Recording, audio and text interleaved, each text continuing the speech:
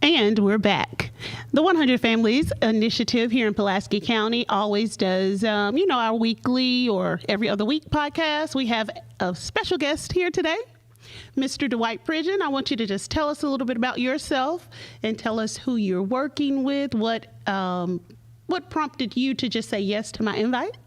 And, this is casual conversation. How are you, Dwight? Okay. Thank you for this opportunity. My name is Dwight Pridgeon. I'm originally from Pine Bluff, Arkansas.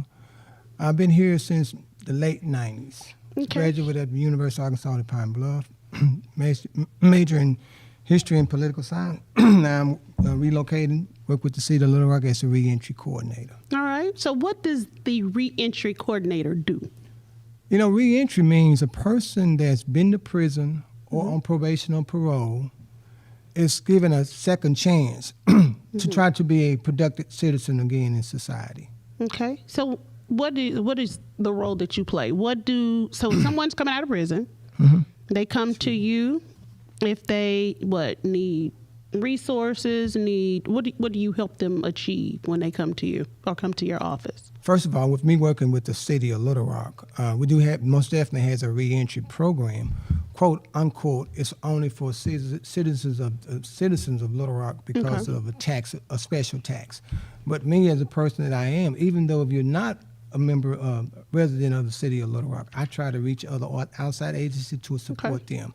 Say if a person comes in, first thing I'm gonna do is do an intake to observe if he's qualified for the program or not. Say if he's not qualified for the program, I will refer him out. Okay. Most of the individuals that I've come in contact with, Shauna, now has been to prison. It's more of a mindset deal, the low morale. It wasn't nobody there for a mentor, and I try to be that caseworker, that social worker, and that best friend in certain situations. Right, because you think, okay, so coming out of prison, so what qualifies them for reentry? What qualifies them being a convicted felon. So that's the only thing that as long as you're a convicted felon, they can come see Dwight. They can come see me. Okay. Green, blue, black, or white. It doesn't make me no difference. Yeah. So do they have to be newly out? So what if they're a convicted felon and they've been out for 5-10 years and still cannot find a job? Still a reentry convicted felon. Okay. Yeah. Okay. So, and I know because just the population and the families that we both work with direct service, we come across sometimes a lot of employers do not want to hire a convicted felon, or they don't have, what is it called, to check the box or whatever. Right. Do you find those jobs, and do you develop a relationship? How do you know who to place a person with? See, the City of Little Rock has a program. They ban the box, so they cannot ask you if you've been convicted of a felon. That's why I say the City of Little Rock does hire returning citizens. That's what we call returning citizens. Okay. Some organizations that do ban the box, I try to shy away from them because, it's always going to be somebody that say, hey, I'll give you a chance on paper, but when you get there in person, it's a totally different situation. Why is that? I think it's the stigma of being a convicted felon. And I know it's just like reentry department that I work with at the City of Little Rock. I say the City of Little Rock because that's the organization that I work with. My office is no longer located now in city government. We decided to move the reentry program to the community. So when an individual, before when they came in, they feel all uncomfortable. Right. So now they relax to talk, and we discuss, and I know it's a better working relationship. And it's like you're meeting them where they are. Meet them right where they are. Yeah, I like that. At the end of the day, I'm also a convicted felon, so I understand some of the stuff that they're going through. Tell us a little bit about that, Dwight. I know you love sharing that story. I love to hear that story too, because it's like if you've overcome something, or it's like what you've gone through can be a testimony for someone else. Tell me a little bit about that. So for a while, I was convicted of a felon in 1999. For a while, I said to myself, I try to stay below the radar because of stigma, but I said, I need to share my story. Before I started sharing my story, I went to prison, right? I got out of prison. Took me 7 years to get a full-time job. I went to prison because of something that I did. And first of all, whenever you go to prison and you admit you're wrong, so you're ready to accept the responsibilities. Even though it took me 7 years to get a full-time job, once I landed that full-time job, I landed with the city of Little Rock. But before I got a job with the city of Little Rock, I made myself a promise to the Lord. If you ever give me an opportunity again in life to serve your people, I will serve them with the best of my ability. And I meant that from the heart. I really did. It didn't happen overnight. I always remember that prayer of Jabez. So now I see what that prayer of Jabez represent. It's the territory of individuals that have come into my life. So I see that, and I know what I do now, the work that I do make a big difference in some individual's life. So I took this job. I applied for the ReEntry position twice before, didn't get the job. I guess it wasn't the right time for me to be accepted for the job. So I stayed with the department. And I knew then something about me being in the department. I say, I used to smoke cigarettes, but I was offered a position was called, at that particular time, was a tobacco specialist. I said, wow. Oh, okay. Like the stamp out smoking. Yeah, I said, wow.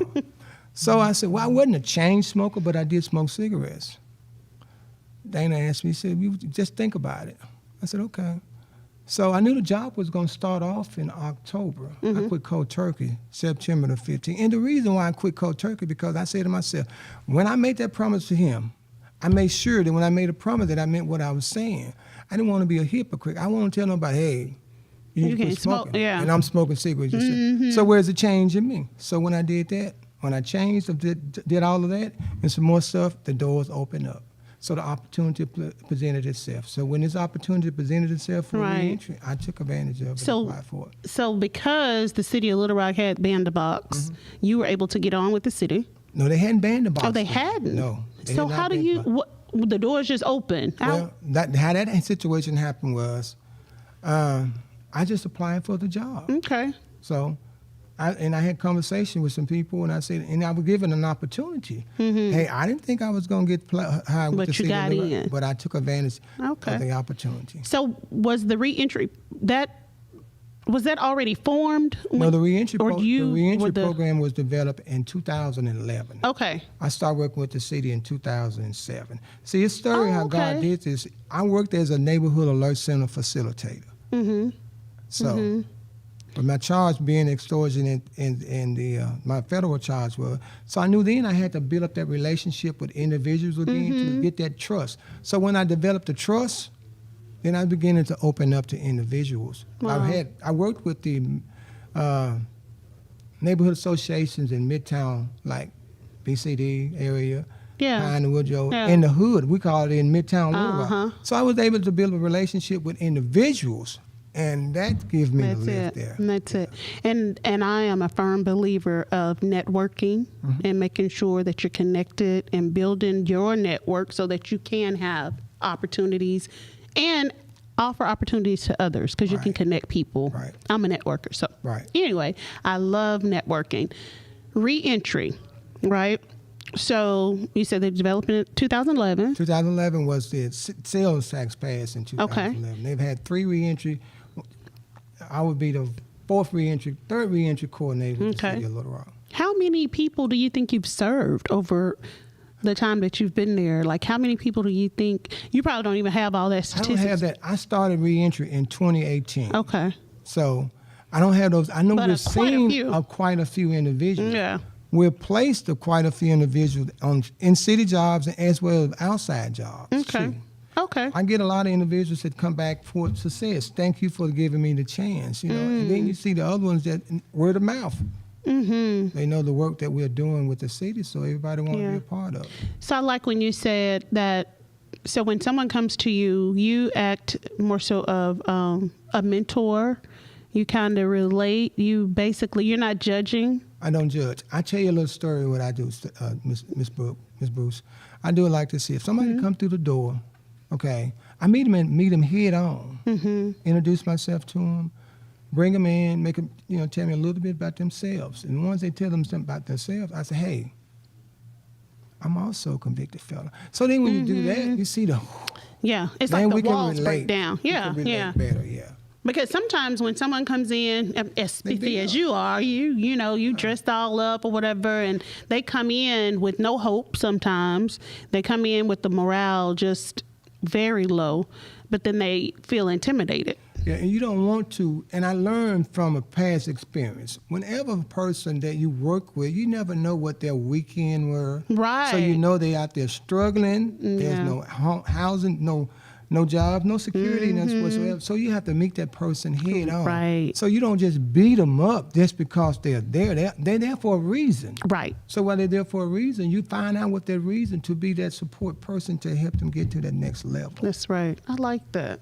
What is it that you can tell the initiative? Because this, the podcast is for 100 Families Initiative. What is it that you would like to tell the initiative about the... See, I think we've been with Restore Hope now going on a year.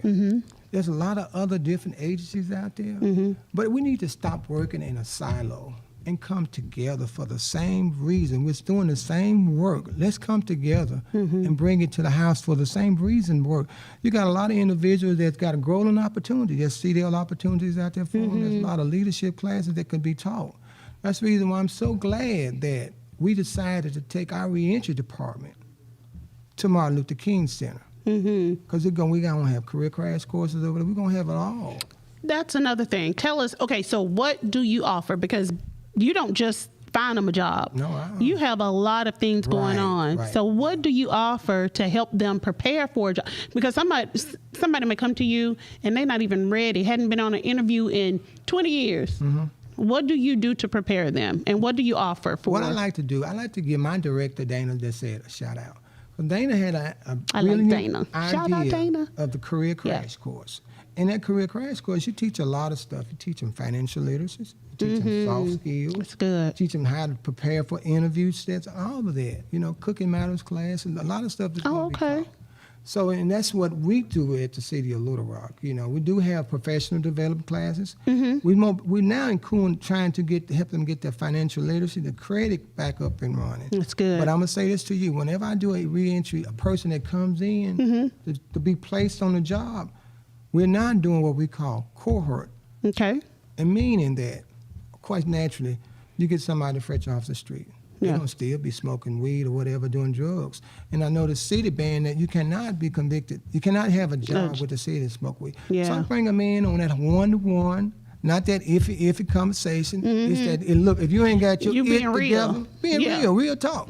Hey, go get it. That's then it. come back. Send me somebody that's ready with that mindset to go forward. Right. So what if they come in, like you said, off the street, straight off the streets, and you're telling them, okay, we have all these courses before you can go to a job placement. Is that voluntary or is it mandatory that they go through all those courses before you get them a job? Voluntarily. Okay. To see if they really want it. That's good. Really and truly. Because if you make them do it. Right. Because some classes, we know there's going to be some food and shelter issues, so we provide food and shelter for some individuals for classes that we were having at West Central Sports Complex. But you see the determination, that they want it. Then That's good. provide for them. Yeah. That's good. It's like they have skin in the game. Yeah. Because if you're just giving stuff and making them making someone do it, they're not interested. Okay. I like and see, that. Then also, I want to mention this too.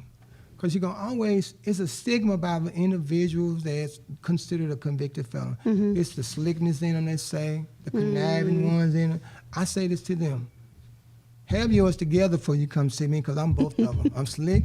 So you I'm already street. know where they come Don't from. come playing. Let's be real about it. Dwight, what'd you say? You slick and you what? I'm real. I'm just being straight up about it. I mean, hey, let's be, I can tell one before you get there. Yeah. I like that. Well, tell everyone how to get in touch with you. Okay. Where you're located, and if they need to refer, is there a referring process? Just let us know.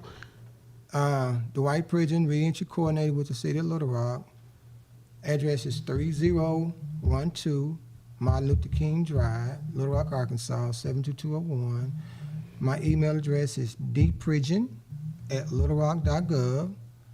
My phone number is 501-580-0064. And it's so simple, easy to find. It's a Martin Luther King Culture Center. I tell everybody, if you go past the water, the natural spring water, just turn to the right. You went too far. That big old pretty house. Right down the hill. Yes. All right, Dwight, give us a takeaway for today. The takeaway is I'm so blessed and honored to do the work that I do. And I want somebody, one of these days, to step in my place, my shoes, and finish the work. All right. You're not going anywhere. You've heard it right here from 100 Families, Pulaski County. I want to thank you guys for tuning in. Thank you, Dwight, for being a guest on our show. Yes. We'll have you back because we definitely want to get some more information and just tell us more about what you guys are doing and give us some updates. So we'll be having you back in the studio. All right. Thank you Thanks, for the Dwight. opportunity. We'll see y'all later. Thanks.